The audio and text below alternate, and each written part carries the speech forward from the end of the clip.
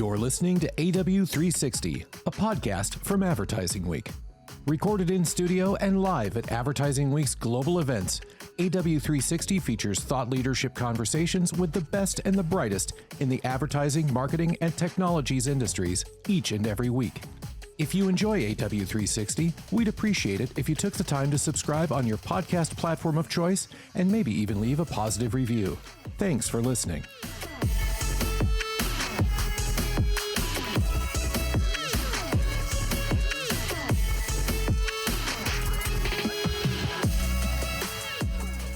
On this episode of the AW360 podcast, we're joined by author and marketing thought leader Marcus Sheridan to unpack the seismic shifts rocking the business world in 2025. From the explosion of AI and zero-click searches to the growing distrust of brands and agencies, Marcus shares why traditional clicks are falling short and what businesses must do to thrive. If you're ready to ditch the status quo and disrupt your industry, then this is the episode for you.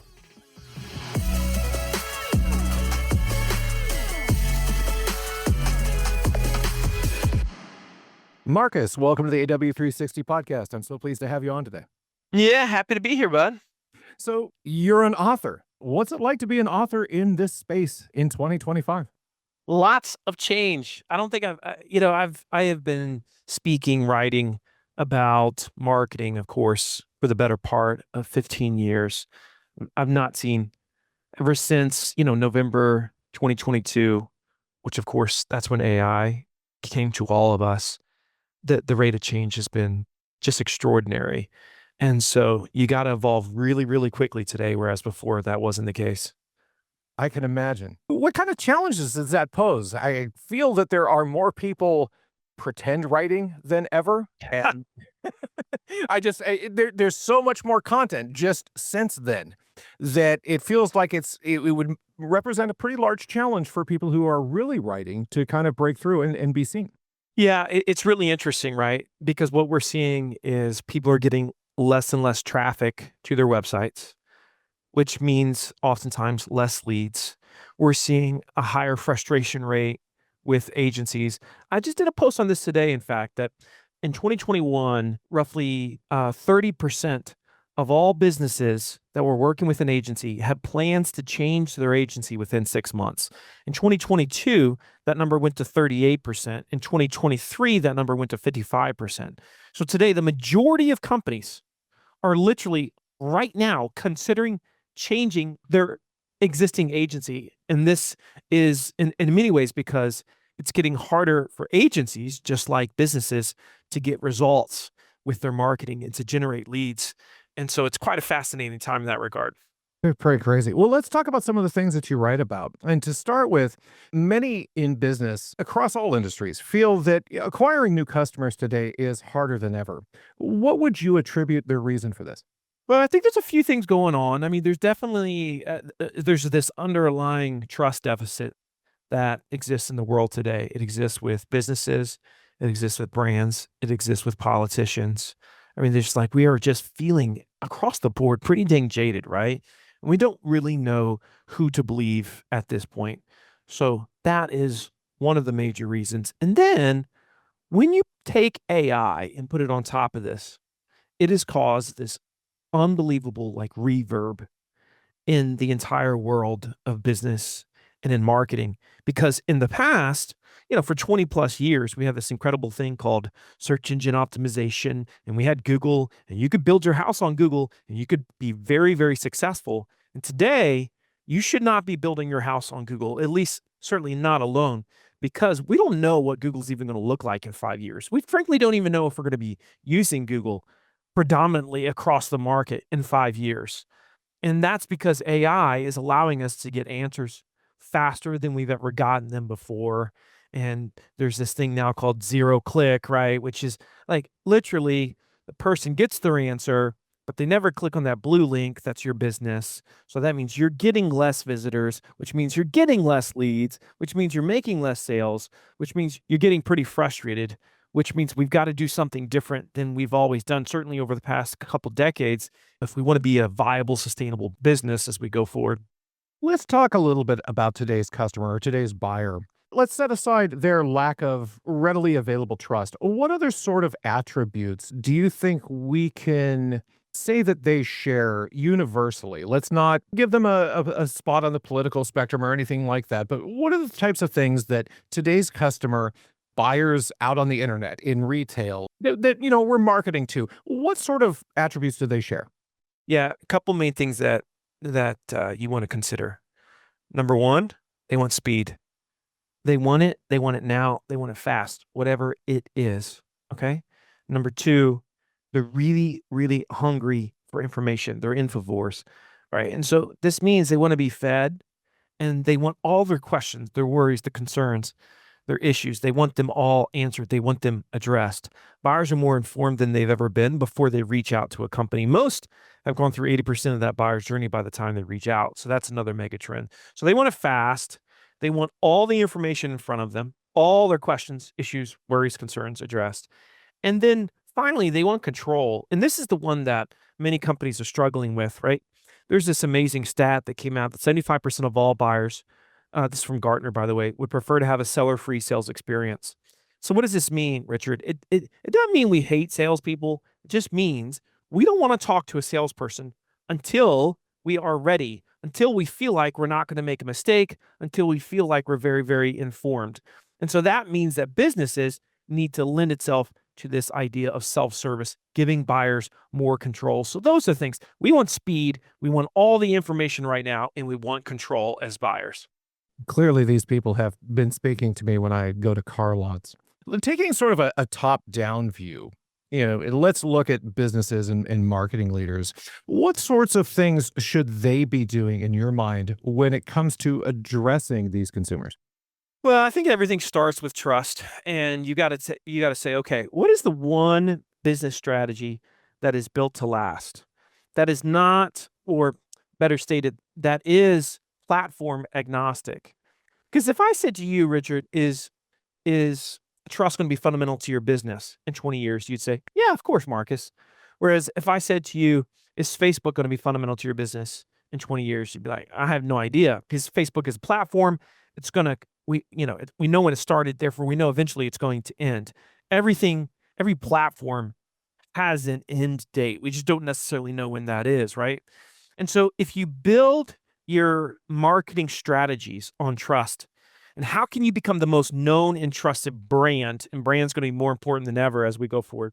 How can you become the most known and trusted brand in your market? Well, then you've got something that potentially is built to last. And which is why the question should always be, well, what can we do right now that's going to drive more trust, regardless of the platform, because the platforms are going to evolve, but that trust thing isn't going to change at all. And what would the answer to that question be? And bear in mind, of course, this is a fairly short podcast. And obviously, this is a complex question.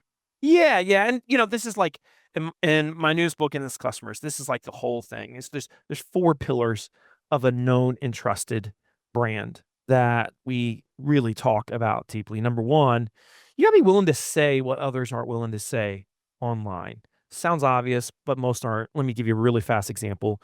Most companies in the world don't talk about cost and price online for their product or service. When that's the first question every single buyer has, roughly, give me a sense, what's this cost? So that's number one. You gotta be willing to say what others aren't willing to say. Number two, you gotta be willing to show with video what others aren't willing to show. Most companies are not giving video still in 2025 the attention that it deserves. Number three, you gotta be willing to sell in a way that others aren't willing to sell. And finally, number four, you gotta be more human than others in your space are willing to be. There's got to be a real person behind the brand. When they think about your brand, they should see in their mind real faces. Not enough companies are putting real humans out there to represent their brand. That's problematic, especially as AI increases. So just to repeat those four, you got to be willing to say what others aren't willing to say online. Be bold, be brave with your content. Number two, you got to be willing to show what others aren't willing to show with video online. Number three, you got to be willing to sell in ways that others aren't willing to sell. And finally, number four, you got to be more human than others are willing to be.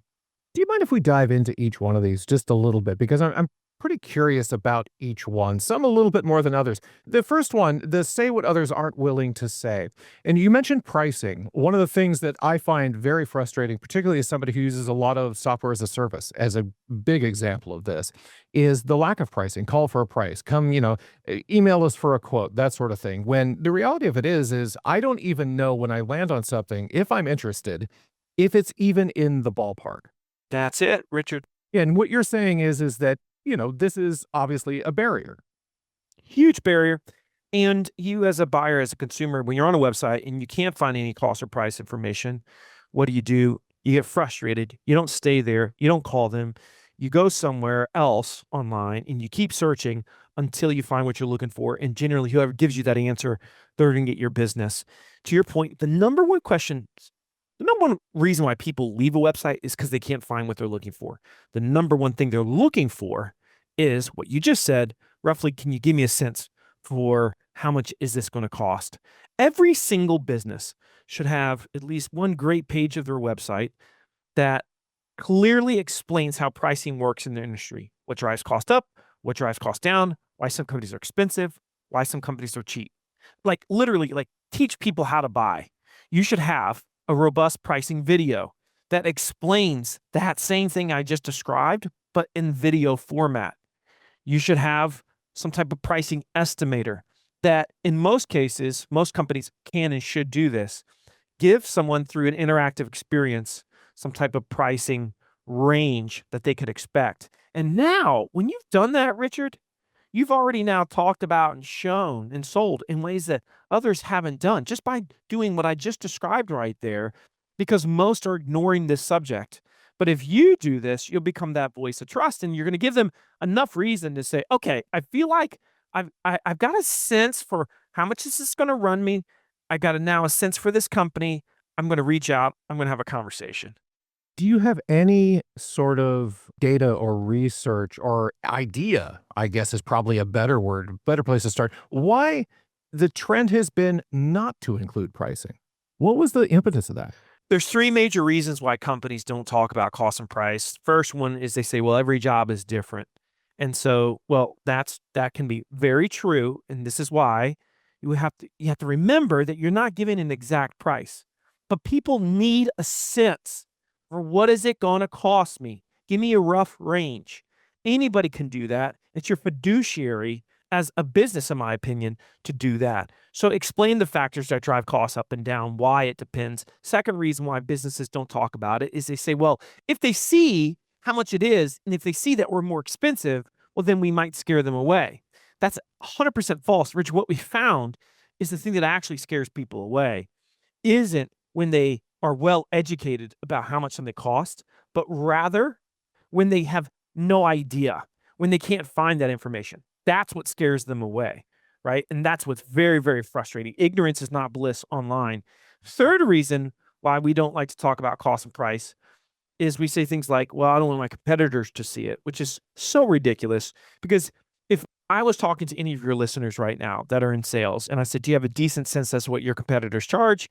They'd say, of course I do. So this is a big secret, non-secret. Everybody acts like nobody knows what everybody's charging, when in reality, everybody's got a pretty decent sense as to what everybody else is charging. So those are the three major reasons, but they do not hold up to logic and certainly not to consumer behavior as well. On the next point, the show what others aren't willing to show, it absolutely blows my mind that you've found companies not using enough video. Now, I assume this, and this is purely an assumption, but I assume that this has a lot to do with sort of the practical applications of things and not sort of the glossy sales videos that we probably see too many of. Am I correct in that assumption? Yeah, I mean, there's so many in the book. I talk a lot about these different types of videos that you could produce that are super effective. Let me just give you an example of one really quick one. Is, whenever you have a landing page on a website, this is a form that somebody can fill out. There's reservations as to why they wouldn't fill out the form. They're like, what are you going to do with my information? Are you going to spam me to death? Are you going to call me to death? Like, what's this process going to look like? So what we have found is if you just put a simple video next to a form that someone can fill out on your website, let's say it's your contact us form or get a quote form, whatever it is. All right. If you put a video next to that, and the title of the video is see exactly what will happen if you fill out this form. All right. Now you explain to them literally, and just like if I was making the video, I would literally say something like, so you're sitting there right now and you're saying to yourself, should I fill out this form? Are these guys going to spam me to death? Well, let me explain to you exactly what's going to happen if you fill out this form. Now, here's the thing, Richard. We've seen that when you have a simple video like that next to one of those forms on your website, you're going to see an increase of roughly 80% on average. So 80% more people that are filling out those forms because you've alleviated their concerns, you've addressed those concerns, you've been more transparent than everyone else. Simple, but so effective. That's what great marketing is, man. Yeah. The next one, sell in ways others aren't willing to sell. That could mean any number of things, but what are some of the ways that marketers today in 2025 could be selling in ways that they aren't currently selling? Yeah, biggest movement here is this self-service phenomenon that I mentioned earlier, coming from buyers wanting more control. So easiest way you can do that is create a pricing estimator. I actually developed a tool on this called priceguide.ai, which allows anybody with any business with the help of AI to put a pricing estimator on their website in 30 minutes or less. Incredibly powerful. We find, Richard, that when someone puts a pricing estimator on their homepage or their website, it's clearly visible with a strong call to action like get instant estimate, something like that. Mhm. Generally speaking, the lead increase is 300%. So you get 3x the number of leads simply by putting a pricing estimator on your website. For any service-based business, this is B2B, B2C, guys. You can absolutely do this. Another example that's been phenomenal, Richard, this is crazy. We've seen that when someone is allowed to choose what salesperson they work with, then closing rates double. So let's say that you're trying to reach out to a real estate company and you get to choose by seeing a list of their names, their faces, their bios, maybe an intro video from each one of the agents that they have. And they have 7 agents on staff. And you choose the agent you want to work with. Now all of a sudden closing rates double. And that's once again because people love control, and when they feel like they've been a part of the process, the design process, they're more invested, sunk cost fallacy, right? And so they now want to find a reason to work with you because they've spent more time with you. That's very interesting, but not at all surprising. But yeah, Makes total sense, right? But nobody does that. You've never been allowed to choose your salesperson before. You can yeah, choose your Uber now. Why yeah. not your own salesperson? Trust me, that's the future of great sales and marketing. Interesting. The fourth pillar makes me laugh a little bit. Be more human than others are willing to be, which, in the age of AI is arguably, we're kind of shifting a little bit more to less human by default. But explain a little bit more on that.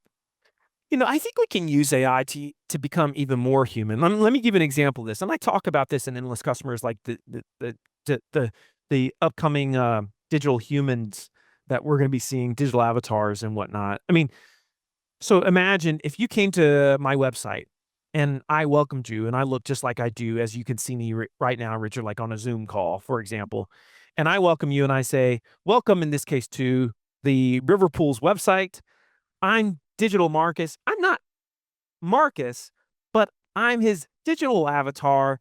I'm using his brain. Every video he's ever produced, every article he's ever written, I am now going to be able to take that information and answer your questions. We have 2 options. Right now, you can ask me any question and I'll answer it for you. Or if you would like, I could even give you a quote for your swimming pool.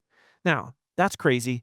And that's what's happening. You're going to see that within the next year everywhere, types of experiences like that, which sounds so inconceivable. Now, somebody might say, well, that was AI. That's not very human. I would argue the opposite, because that person now feels like they've had a conversation. They knew they were talking with my avatar, but now they had a conversation with me, essentially with my brain, with all the content that I've ever produced.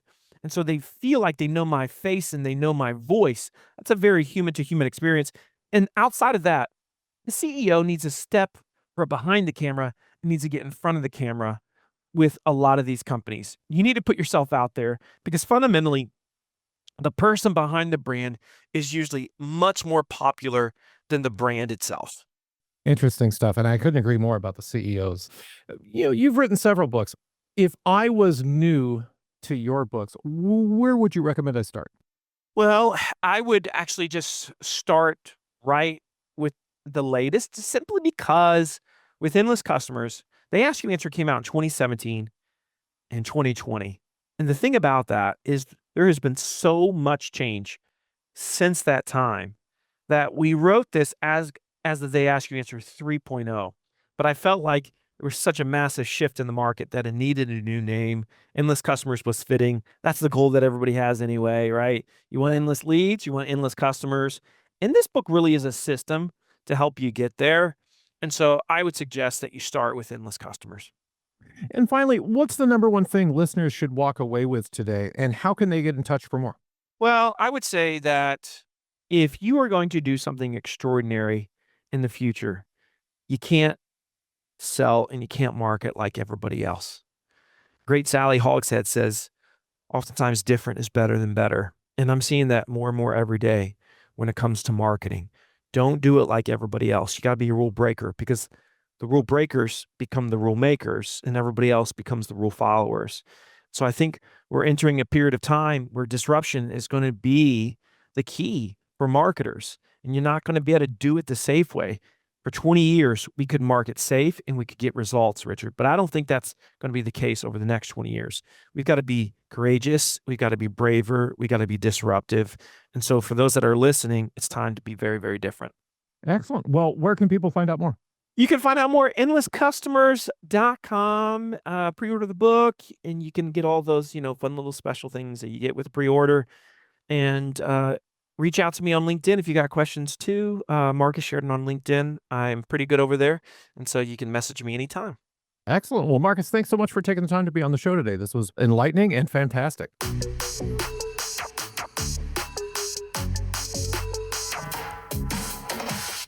Thanks for listening to AW360. For more podcasts like this one, be sure to check out Advertising Week's ever-growing roster of podcasts for the advertising, marketing, and technology industries, including our flagship podcast, Great Minds. You can find those at www.advertisingweek.com/podcasts.